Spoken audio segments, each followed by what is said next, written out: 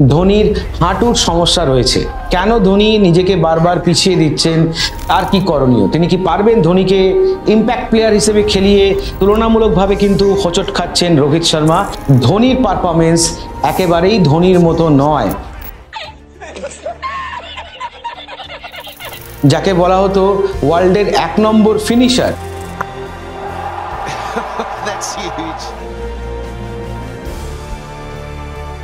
তিনি কি তার সেই টাচটা হারিয়েছেন? আমরা আমাদের মাহি ভাইকে সেই পুরনো অবস্থায় দেখতে চাই, যেখানে মহেন্দ্র সিং ধোনিকে দেখার একমাত্র জায়গা হচ্ছে সাংবাদিকদের দীর্ঘ প্রশ্নের উত্তরে, দীর্ঘদিনের প্রতীক্ষার প্রশ্নের উত্তরে মহেন্দ্র সিং ধোনি সম্প্রতি জানিয়ে দেন তিনি রিটায়ার নিচ্ছেন না। হ্যাঁ, সিএসকে দল বা সিএসকে টিম ম্যানেজমেন্টের তরফ থেকে তাকে পরিষ্কার ইঙ্গিত দেওয়া হয়েছে যে তিনি যতদিন পারবেন ততদিন তিনি সিএসকের হয়ে খেলতে পারেন। তাই আপাতত মহেন্দ্র সিং ধোনির রিটায়ারমেন্টের কোনো গল্প নেই, কিন্তু 2025-এর আইপিএল এক অশনি সংকেত বয়ে আনছে। মাহি ভাই, আমাদের সবার মহেন্দ্র সিং ধোনি, ভারতীয় ক্রিকেটে যার অবদান ভোলার নয়, সেই মহেন্দ্র সিং ধোনি যাকে বলা হতো ওয়ার্ল্ডের 1 নম্বর ফিনিশার, তিনি কি তার সেই টাচটা হারিয়েছেন? এখনো পর্যন্ত আইপিএলের যে কটা ম্যাচ আমরা দেখতে পেলাম যেখানে সিএসকে পারফর্ম করলো, সেই পারফরমেন্সে কিন্তু ধোনির পারফরমেন্স একেবারেই ধোনির মতো নয়। ইভেন আমরা এটাও দেখতে পেলাম যে তিনি নিজেকে সরাতে সরাতে একদম 9 নম্বরে পর্যন্ত কিন্তু নিয়ে গেছেন, যেটা আমরা যারা ধোনিকে যারা ভালোবাসি সেটা কখনোই আমাদের কাছে আশা অনুরূপ নয়। কিন্তু কেন ধোনি নিজেকে বারবার পিছিয়ে দিচ্ছেন, বা যখন টিমের দরকার ক্রাইসিস পিরিয়ড সেই সময় নামছেন না? ধোনি তো অনেক ক্রিটিক্যাল পজিশন থেকে ইন্ডিয়াকে জিতিয়েছেন। এই ধোনি তো একদম অল্প সংখ্যক বলে বলতে পারো ফিনিশার হিসেবে ম্যাচ শেষ করেছেন। তাহলে আজকে আমরা এই মহেন্দ্র সিং ধোনির ব্যাট থেকে সেই রকম রাজকীয় ইনিংস কেন দেখতে পাচ্ছি না? তার ছোটবেলার কোচ কেশব বন্দ্যোপাধ্যায়ের বক্তব্য হচ্ছে 22 বছরের ধোনি আর 40 বছর বা 42 বছরের ধোনির মধ্যে পার্থক্যটা বুঝতে হবে।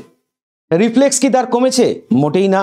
তার কারণ আমরা এখনো দেখতে পেয়েছি 16 সেকেন্ডে রান আউট, আমরা এখনো দেখতে পেয়েছি মাত্র 18 সেকেন্ডে স্টাম্পিং।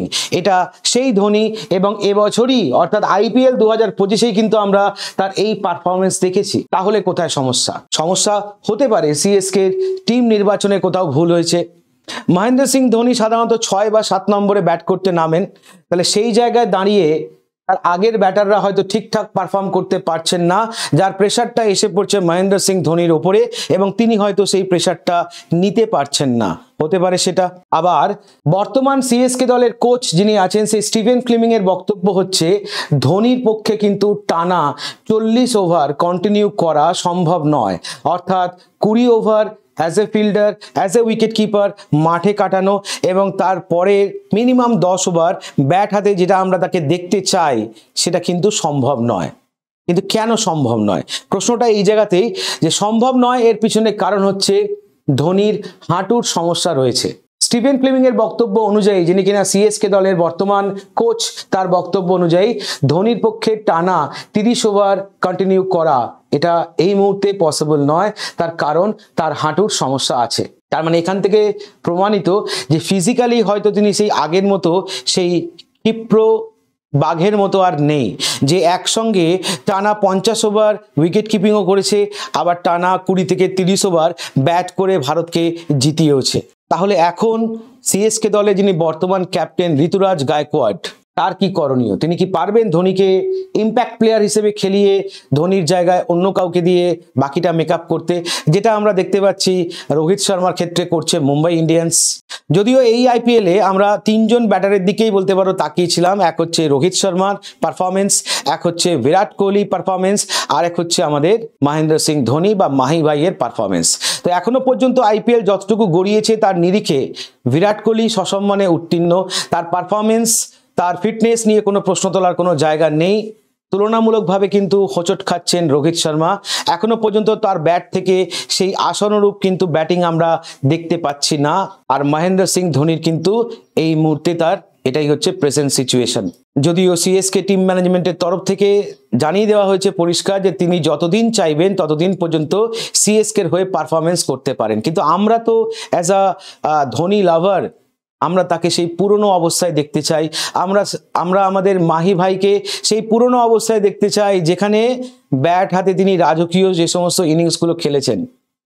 আমরা আইপিএলটা ওয়েট করে বসেই থাকি মহেন্দ্র সিং ধোনির জন্যই। বাকি প্লেয়ারদের তো আমরা সারা বছর খেলতে দেখি বা খেলাও দেখি, কিন্তু এখন এই মুহূর্তে মহেন্দ্র সিং ধোনিকে দেখার একমাত্র জায়গা হচ্ছে আইপিএল। আমরা আশা করব তিনি খুব তাড়াতাড়ি তার স্বমহিমায় ফিরবেন, তার হাঁটুর যে সমস্যা আছে সেই সমস্যা দ্রুত কাটিয়ে উঠবেন এবং আরও একবার সিএসকের হয়ে তিনি ঝলসে উঠবেন। ভালো থাকবেন মহেন্দ্র সিং ধোনি। আপনার যা অবদান ভারতীয় ক্রিকেটের রেসপেক্টে ভারতীয় জনগণ হিসেবে সেটা কখনোই ভোলার নয়।